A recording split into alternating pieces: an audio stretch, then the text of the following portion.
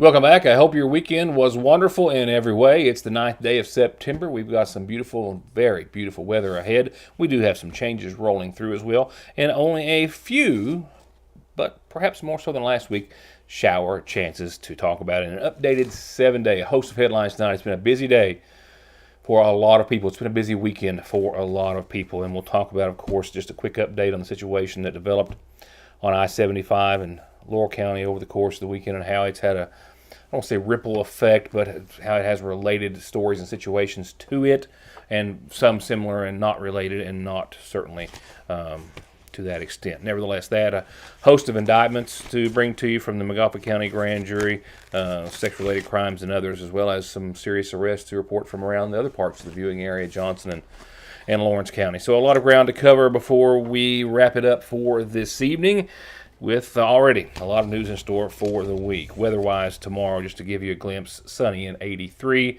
The pick of the litter, so to speak. Temperature-wise will be Wednesday, sunny and 87. And then we'll have a decline thereafter. All right, let's talk about what I know. Punch list of just the facts that we've been able to gather from the AP, from other sources as well, and some folks that we've talked to in the Laurel County area as well. A number of school systems closing their doors today, as still at this hour the manhunt continues. A vast manhunt in its size, which only pales in comparison to the hundreds, if not thousands, of acres that surround the area where the search itself is happening. The suspect very well could be hiding out in the very dense and vast Daniel Boone National Forest after opening fire on what appears to be a dozen vehicles over the course of the weekend. I-75 was shut down in both directions from Saturday evening for a number of hours and still continues to be the epicenter of a massive search for a suspect who is still at large at this hour. He's been identified, he's been charged, but no idea as to his whereabouts. It has been confirmed that he texted a woman before the shooting, telling her, quote, "I'm going to kill a lot of people today, or at least I'm going to try." She, in turn, passed that along to authorities. It was soon thereafter that the shooting was taking place from a very dense, rough hillside, jungle-like, if you will, over 75. 5 people were hit. One of them struck in the face. At least 3 have been released from the hospital, saying they were in good condition, able to return home. Total of 12 vehicles. That last count was how many was involved. Couch has been identified as a former National Guardsman with experience in the Guard for at least 4 years. He purchased the AR-15 rifle the same day the shooting took place, along with 1,000 rounds of ammunition. His car, a cell phone with a battery removed so it couldn't be pinged, the gun, and most of the ammunition has all been recovered by police. He has not. We're talking about thousands of acres of a very dense, very vast, very rough Daniel Boone National Forest. No motive for the shooting as of yet. No one is believed to have been specifically targeted as of yet either, and it is also believed that he acted alone. Why? Authorities don't know. This was all near exit 49 on I-75 where it took place, and the surrounding area is being searched by any and all means possible. As a result, of course, businesses are closed. Schools have been closed in that part of Kentucky today, and folks very on edge, of course, until the suspect, who has been charged with, so far, 5 counts of attempted murder, numerous counts of assault, and who faces other charges we could only presume. He's still being sought after and in hopes of being arrested, but right now authorities are just looking for any information that they can get. There's also a $15,000 cash reward in hopes that that might help them in their efforts. And again, many school districts and systems in the neighboring counties, Leslie, Laurel, Jackson, Clay, Corbin, Knox, Independent, East Bernstadt, Rockcastle, if I didn't mention them, all confirmed to have canceled classes today, many considering the same for tomorrow. Here closer to home, a few incidents not related to this shooting and those closures have been reported. There was a situation that did involve some Kentucky schools. It was thought to involve several school districts in and around Ashland, Boyd County, and in Mingo, West Virginia. From what I understand, it was a vague threat that was more centered or aimed, if you will, more towards Mingo and Boyd County, but it was not credible. It has been investigated by authorities. Our editors and every one of the staff at the Big Sandy News in Lawrence County been on top of that situation all day, and whatever was perceived to have been or thought to have been a threat was deemed not credible. Here, though, closer to the Sayersville area from Paintsville Independent Schools, the superintendent there, Tom Salyer, issued a statement saying that he wished to inform the parents and families and school system of a situation that came to their attention this morning when an administrator at Paintsville High School learned that a student had texted another student at the school and made threats about bringing a gun to cause harm. The superintendent says they immediately took this information seriously and in conjunction with the Paintsville Police Department conducted a thorough investigation and concluded that the students and staff at the school were never in any danger. However, they did have law enforcement in and around the school today just as a heightened security measure to give everyone a bit of peace of mind. And as always, they encourage everyone to report, says Salyer, any type of threat, suspicious activity, or anything to a staff member, an adult, or law enforcement, or someone, and never to consider it anything other than just that. With that said, also, I have no details, but I hope to before we leave. An officer-involved shooting in Knott County this morning. Post 13 of the state police were responding, as well as local authorities, to the Lit Car community. The officer or officers involved were not injured, and that's about all we had to go on as of airtime, but waiting for some more details from some of our friends in the news business, so to speak. And with that said, I will take our first break. When we come back, a number of indictments and a number of other arrests from the McGoffin-Johnson, Lawrence County viewing area. I'll be right back. And when I come back, we'll talk about the current situation in downtown Sayersville. Now, this was at 4:47. I'll have this video for you in its entirety in just a few moments, or in a bit of a replay. But as you're about to see, an empty logging truck coming through downtown Sayersville, entering the red light from the West Maple Street area, makes a turn and keeps on trucking and clips the utility pole there at the corner in front of Grover Arnott's law office. Now, that, of course, caused a serious traffic jam. Traffic is still being rerouted, or I should say down to one lane for some of downtown Sayersville. So traffic is being directed, and it is going to be that way for the next few hours as I'm waiting to get word. But I'll have more on this situation in just a second.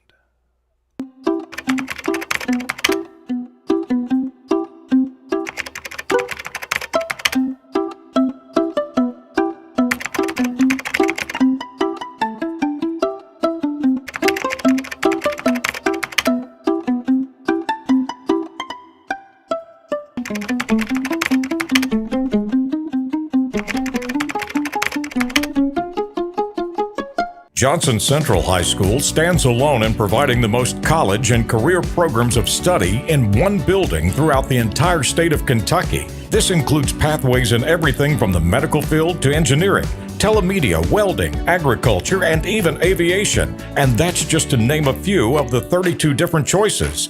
Work has also been started on a brand new state-of-the-art high school. So now is the time for your child to experience the power of opportunities in Johnson County School.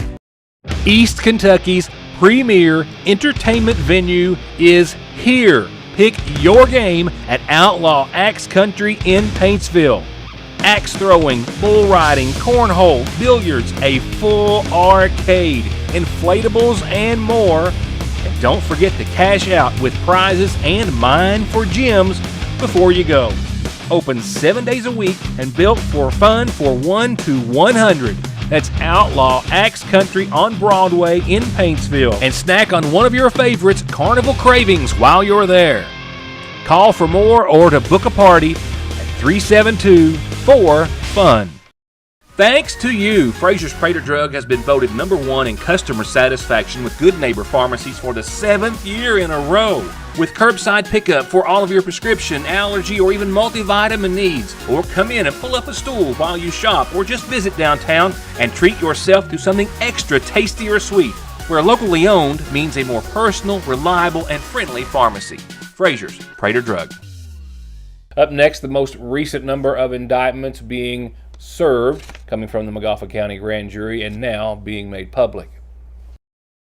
The first of the three most recently served and unsealed indictment warrants coming out of a Montgomery County grand jury is in the name of Terry Neal Cheek. He was indicted for possession in the first degree fentanyl and possession in the first degree for methamphetamine after being stopped by the Montgomery County Sheriff's Department earlier this year in the month of April.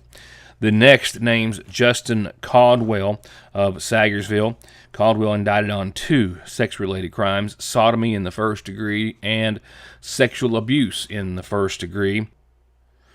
Both counts related to what appears to be on the same day and the same incident in August of 2021. And lastly, the third of the 3 indictments is in the name of Rosanna L. Poe of Sagersville.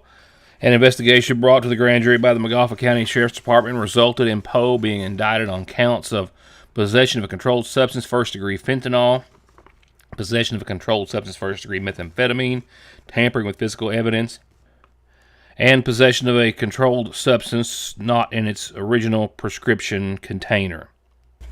And in other courthouse notes, if you will, a number of other serious charges and arrests from the other parts of the viewing area, speaking specifically of Johnson and Lawrence counties, with one man facing what is almost countless charges after being served with a number of warrants and now facing new charges after trying to run away from police again and striking one officer's car with the ATV he was riding and fleeing them on.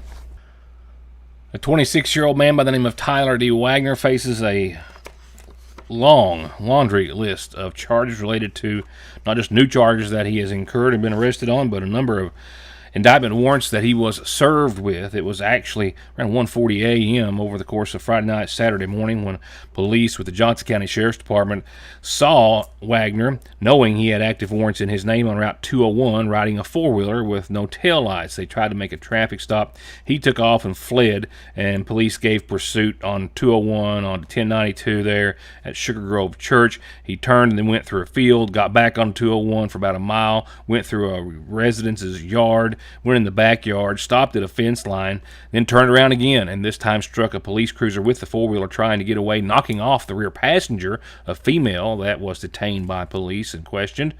And after all of that, he then made his way through a field, and that's where police found the four-wheeler later unoccupied, and about a quarter of a mile from there, hiding in the brush, they later found Wagner, and he was arrested for fleeing and evading police, wanton endangerment of police officer in the first degree, wanton endangerment in the first degree for the female passenger, and operating on a suspended license. He was served with an indictment warrant out of Johnson County for burglary, theft by unlawful taking, and being a persistent felony offender. An indictment warrant out of Johnson County for fleeing and evading police, being a persistent felony offender, possession of meth, wanton endangerment of a police officer in the first degree again. And a warrant out of Carter County for fleeing or evading police, wanton endangerment in the first degree, speeding 28 miles per hour over, and reckless driving. And other charges after he was clocked going over 78 miles an hour in a 35 mile per hour zone in Carter County and trying to hit oncoming traffic head-on multiple times. The pursuit lasting through multiple counties, and when they finally found the vehicle which he had abandoned, they found his EBT card inside, and they were able to track him down by those means and obtain warrants for his arrest. Coming out of Louisa, 50-year-old Michael Hudnall was arrested on serious sex-related charges, possession of matter portraying a sexual performance by a minor under the age of 12, and distribution of the same matter with a sexual performance by a minor under the age of 12, and resisting arrest. This goes back to late last week. The search warrant was executed at his residence in Louisa, and once the authorities made their way inside, he gave troopers passcodes to 2 tablets and a cell phone, saying that he had downloaded, admitted to, and possessed pornography as well as bestiality on an app, Kick, with Hudnall giving police his usernames and passwords for all of his social media platforms, including Kick, that he was using to transfer and distribute these images. They did a search and they found explicit images and videos on the application, and it was discovered he also possessed at least one known image of a child sexual abuse image, and before being taken into custody told the authorities they would have to shoot him to do so. He charged at police, and he was taken to the ground and arrested, and still is lodged in the Big Sandy Regional Detention Center.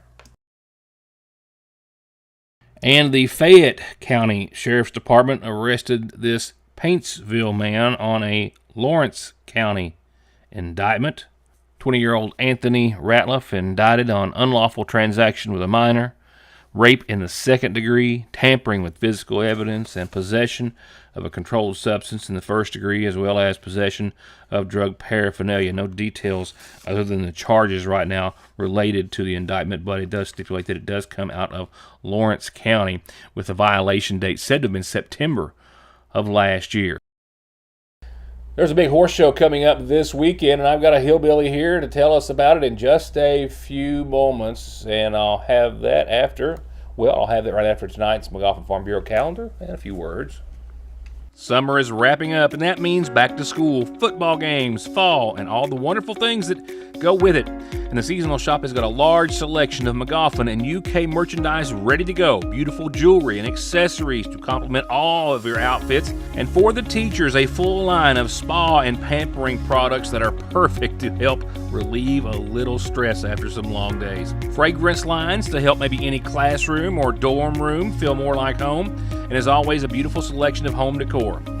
If you haven't been in lately, very lately, stop in and get a preview of some of their fall and Christmas colors and styles. And remember, local delivery and layaway at the seasonal shop.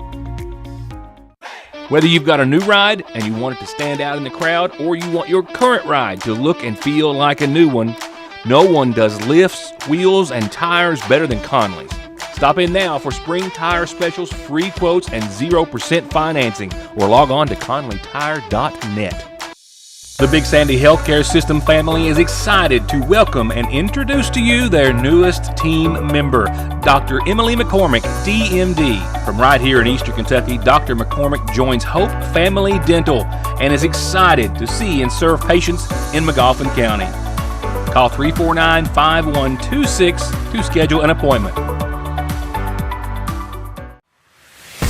Get ready for an experience like no other. Artrageous is coming to the Mountain Arts Center on Thursday, September 26, 2024. Artrageous isn't just a show, it's a celebration of art, music, and creativity. Born from the ashes of a burnt theater, this troupe of misfit artists, singers, dancers, and musicians has taken the world by storm. Be a part of the experience. Be Artrageous. Get your tickets now. I believe in Kentucky. I believe in Kentucky. I believe in small town values. And mom and dad and the things they handed down. I believe some of the best people in the world are farmers. I believe in insurance that protects families, homes, and cars. I believe in always finding a way to do what you love. I am Kentucky. I am Kentucky. I am Kentucky. It's community calendar time, brought to you by McGoffin Farm Bureau. The Lighthouse Shelter is having another feeding event this coming Wednesday, day after tomorrow, 11 to 1 at the McGoffin County Rescue Squad. They've got pulled pork, coleslaw, mac and cheese, a dessert, and water bottles for anyone who needs a good meal. And they have been serving a lot. Every time they do this, the crowds have been growing, and it's been a great thing to see and for them to do and take on as they continue to strive toward having a homeless shelter here in McGoffin County. And they'll be at the Rescue Squad this Wednesday, 11 to 1. If you have any questions or would like to help support them, contact Rick Whitley. My apologies, Rick. And by the way, this meal is being sponsored by the New Generation Church. They are helping them make this happen on this Wednesday. Very important, the Kentucky Blood Center, Bloodmobile, here, Sayersville, this Friday, 1 to 5. Blood levels are always low this time of year. They're 25% less than that. Go to kybloodcenter.org to make an appointment. Call 800-775-2522. Walk-ins are greatly appreciated as well. If you can't make an appointment, and let them know you're coming, and we hope everyone's going to try to attend. And the Fall Equine Clinic is coming up this weekend at Creekside over on Bear Branch. Horses, Coggins, vaccines, pregnancy checks for your dogs and cats, vaccines and rabies shots. This is a drive-through clinic. I mean, they're literally making it that easy for you. You got your pet, you want to get drive-through and get a vaccine or rabies shot, you don't even have to get a car. And it's all brought to you, of course, by the West Liberty Veterinary Clinic. And I'll have Mr. Kenny himself here just in a few seconds to talk about the big second annual horse show. He'll give us a few more particulars, but it's coming up this weekend. It's a Tri-State Horse Show Association Point Show here in McGoffin County this Saturday. The park opens at 6. No, the show starts at 6. Gates open before that. A lot of great food, a lot of great concessions. Just a great show. And this is already getting the start on the next year for supporting the Shriners Hospital for Children, and I'll talk to you more about it and show you the brand new motorcycle they're giving away this coming year in just a few minutes. Well, real quickly, I just remind you that birthdays and anniversaries and important announcements like this for your church, group, club, nonprofit organization, whatever, they're free. Just tell me so I can tell everyone about them. We do have, it does appear as though, one funeral service announcement for this evening in the name of Deborah Lynn Allen.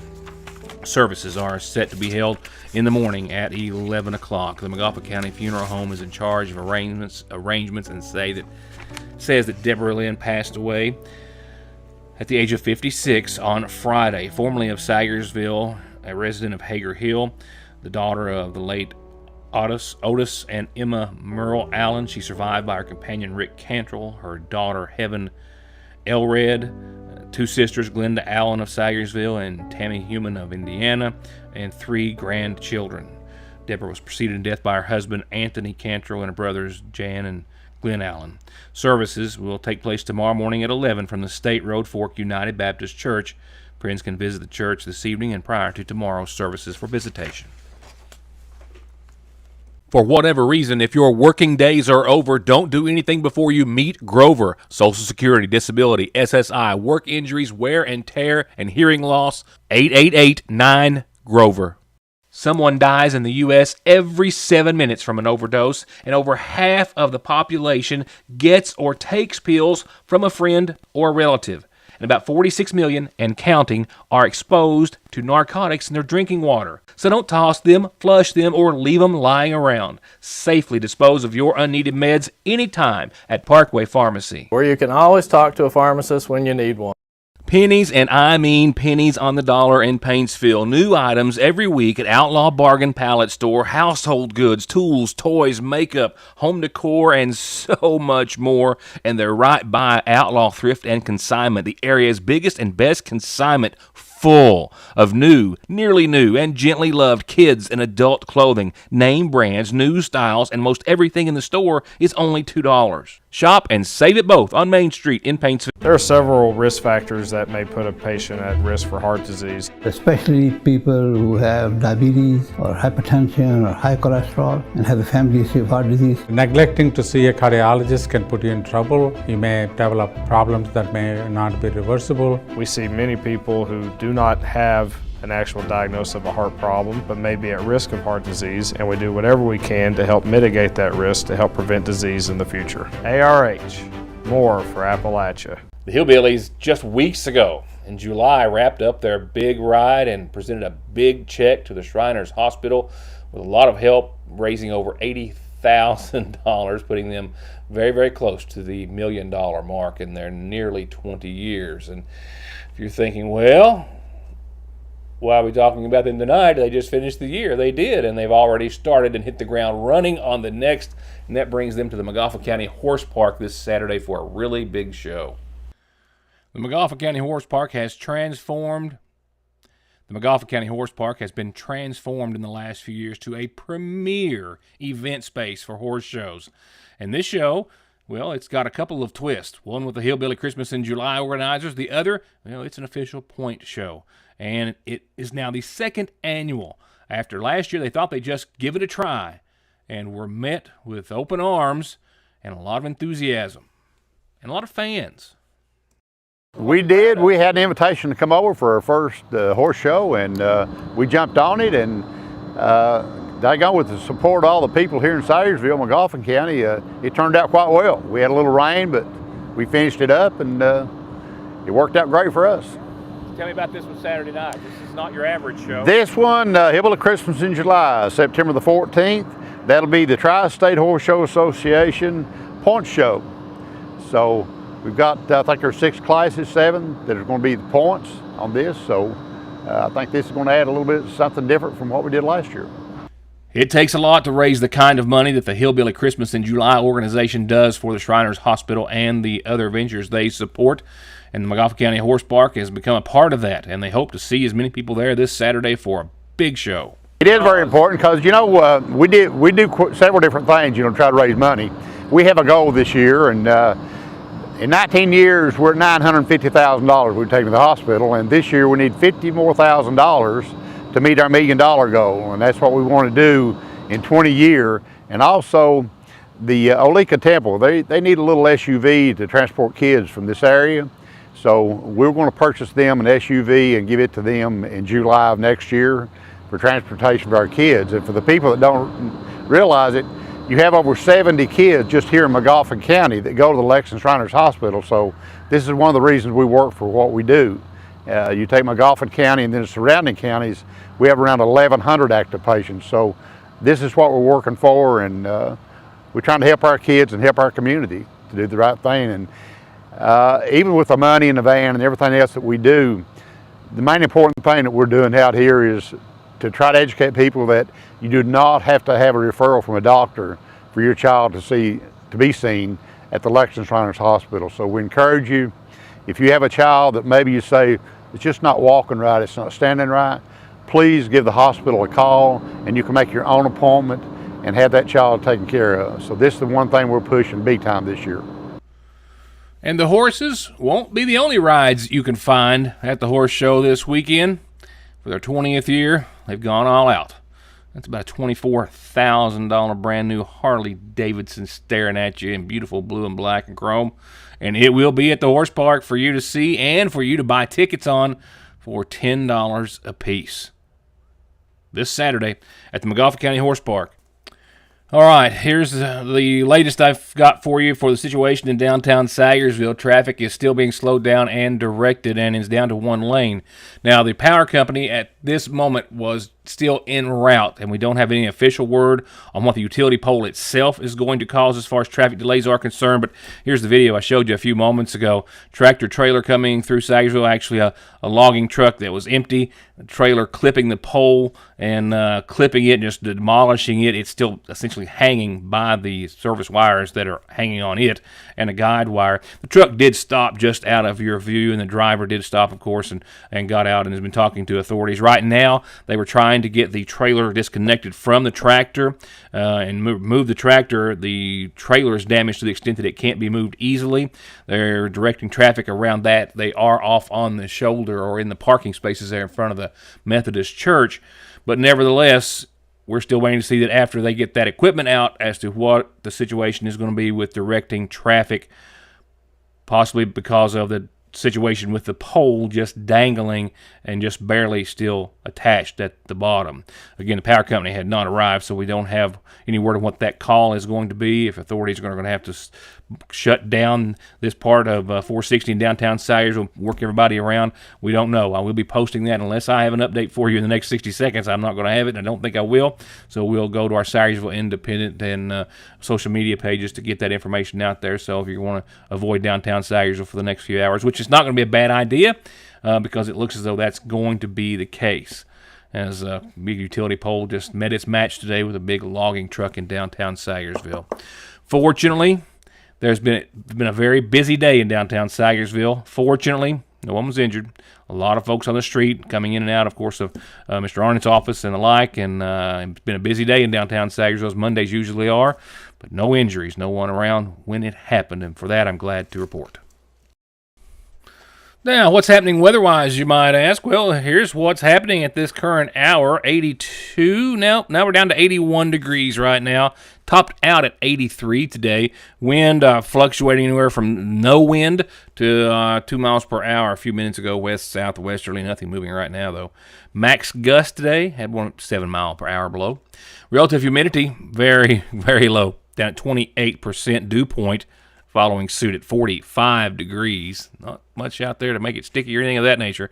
And sunrise at 7:11, sunset at 7:50 in the p.m. That's pretty fall-like weather. And as such, we've got more in store. We've got more 80s, and we've got some showers and storms to talk about as we flip the page here in a minute on the second half of your 7-day. But for tonight, we should bottom out right around 42. Clear skies, calm winds still. Tomorrow, some fog in the morning and late tonight. 83 for your Tuesday, sunny, and then clear skies late tomorrow night.